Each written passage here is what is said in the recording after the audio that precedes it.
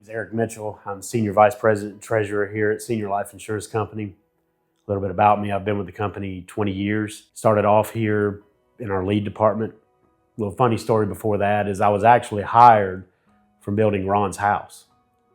I moved home after studying physics and criminal justice in college and started working for my stepfather. Actually saw something in me, offered me an opportunity here at the office in our lead department. A few years after that, I was promoted to, I forget what we called it at the time, but effectively director of our lead department.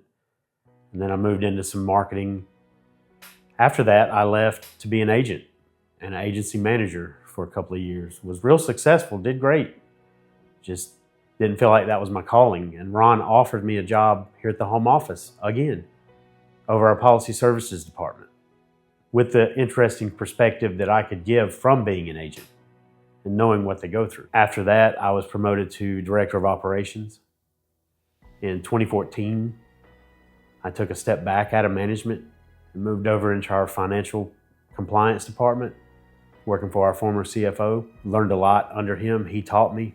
He helped me get through some tough times. In 2020, I was promoted to Vice President and Treasurer. And then later on in 2020, I was promoted to Senior Vice President and Treasurer.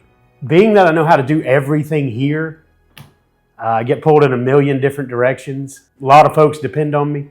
One of the biggest challenges I think I face mentally is at any given time, I've got thousands of agents, thousands of policyholders, hundreds of employees, depending on the decisions that I make every day. Sometimes that becomes a burden. It's a good thing, but I care a lot, and it's a lot to think about sometimes, but that's a personal challenge for me. Another challenge, professionally is as we grow so fast, growth presents a lot of challenges.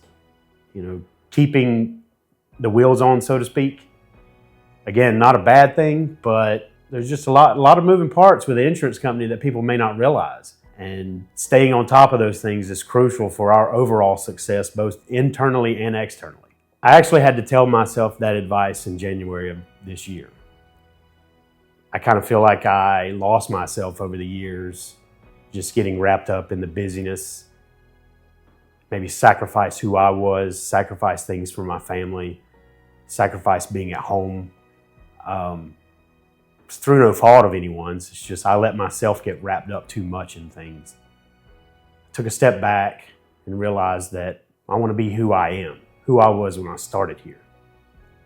And somewhere along the way, I feel like I may have lost myself a little bit. So the advice I'd give someone is just always be yourself.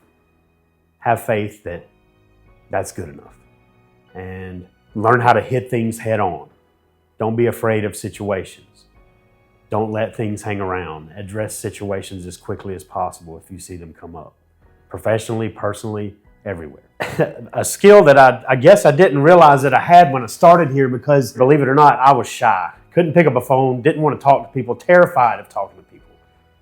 And now, I'm the class clown of the building, I guess. The skill that I think helps me the most is understanding that every person is different and you have to wear a different hat and have to be able to understand different people and their tendencies, who they are. Take time to know who they are, even from entry-level employee all the way up to top executive, top RVP, entry-level agent. Understand that everyone's people, everybody's different. You have to know how to wear different hats to be able to properly communicate with people.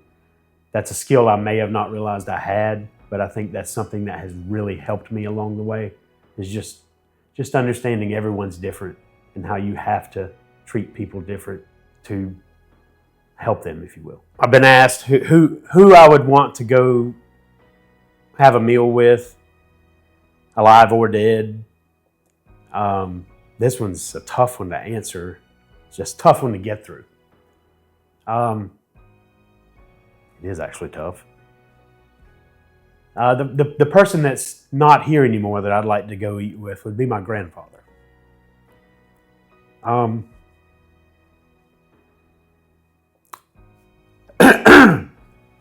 Good times.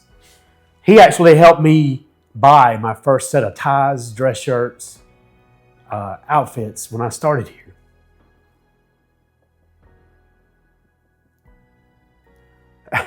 Sorry, y'all. I'd just like to show him how far I've come. My grandfather. Many know that, as far as someone that's here today still, many know that I'm a big boxing fan.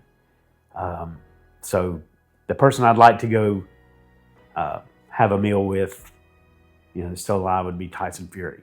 He battles a mental disorder that I do as well. And I'm not afraid to share that. And to be able to see what he has overcome to come back and win the heavyweight title after being stripped of it, losing his boxing license, see the things he overcame and knowing some of the things that I overcome in 2014, I think it'd make for some good conversation.